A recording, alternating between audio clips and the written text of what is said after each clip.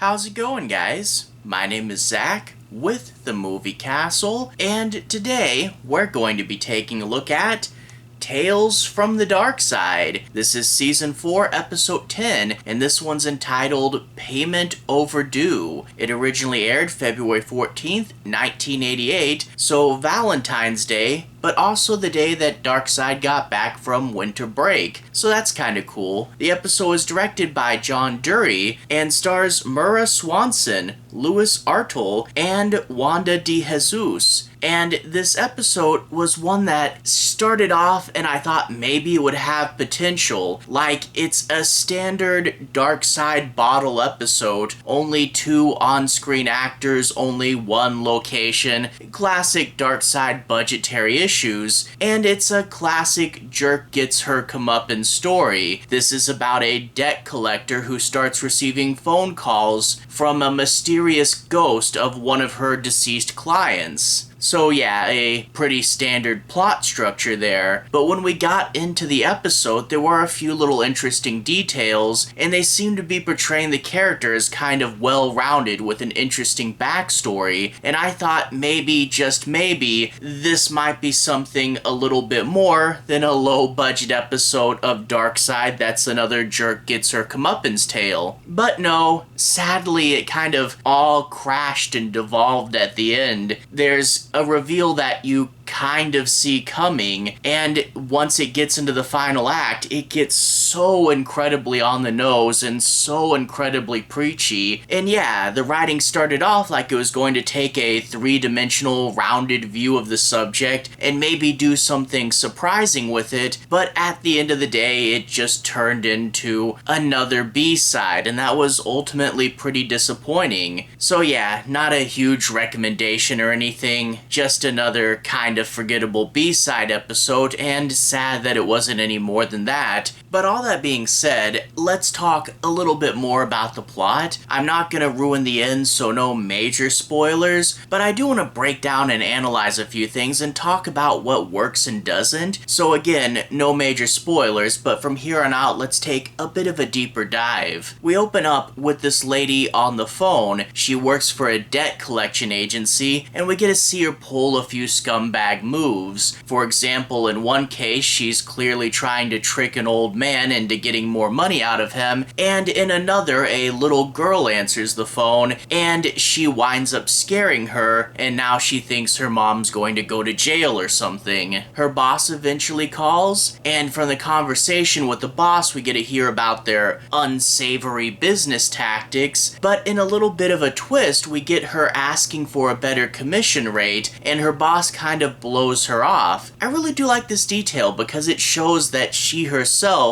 is part of a bigger system that doesn't really care about her. It's a nice little touch. But then after that, we get into a bit of the horror element. She gets a call and there's a mysterious, distressed voice talking about wanting to settle her debts. She looks up the person on her computer because, yeah, this is one of those Darkside episodes that's like, wow, we have files on a computer. I gotta love the 80s, right? But she looks up on the computer and it turns out that this person is actually deceased, so she shouldn't be calling. However, this person is a very level-headed person and says, I know it's not her, it's probably someone who knew her when she was alive and is doing this prank out of revenge or spite. So yeah, she's not really afraid of ghosts, but if this person has her number, what else might they try? It's an interesting idea, but fast forward to a little while later, and a man knocks on her door, identifying himself actually as Mike Nelson. Yeah, I think after this he's probably has to catch a movie with his robot friends, right? But whatever. He says, I'm a representative of this lady who passed on, and of course, wouldn't you know it, it's the same lady who supposedly called earlier, and he says, I want to help settle her debts. And as they begin to talk, we get a bit of the lady's backstory. We find out that she was a refugee and that her husband was actually executed by the corrupt government, and after that she had a fear of law and authority. The debt she got was from buying a washer and dryer to try to start up a small business,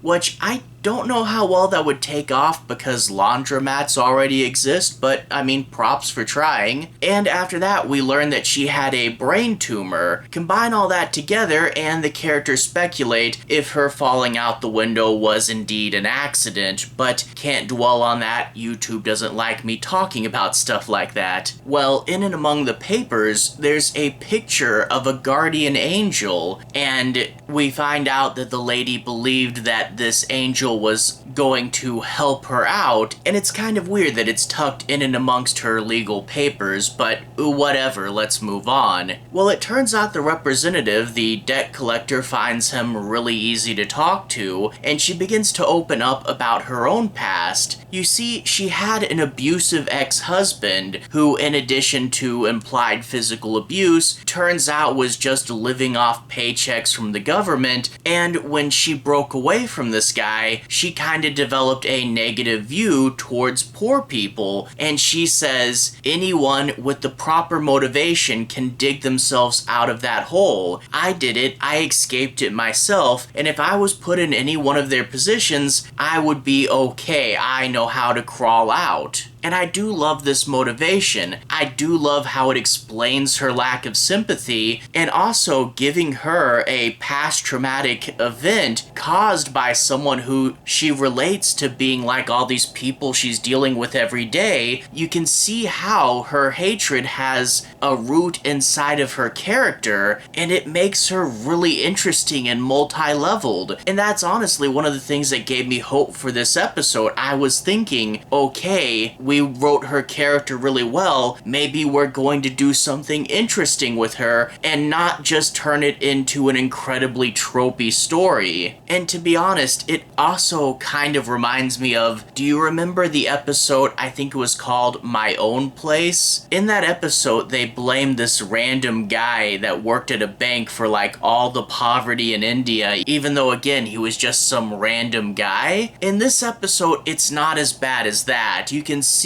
her character faults, and you can see her doing things that she really shouldn't, and this is a better developed character than you would expect. But at the end of the day, this is just someone who's working the phones. I'm just saying that for this to pan out into a super cliche and generic jerk gets her comeuppance story was quite a bit of a letdown. It's not as bad as My Own Place, but it's in that same vein. So yeah, this was already a very cheap, one set, two actor story, and it was already treading on pretty familiar ground. I just had a tiny bit of hope they would escape that with some good writing early on, but strangely that good writing early on didn't continue to the end, and it's almost like the first half of this project was written by one writer and then lazily finished out by another. Like, for real, it gets so heavy-handed and so on the nose towards the end. It gets super cringy, which is so sad because of its potential. So, whatever. It could have been something, but panned out to be just another B-side. Oh well. Can't really recommend this one.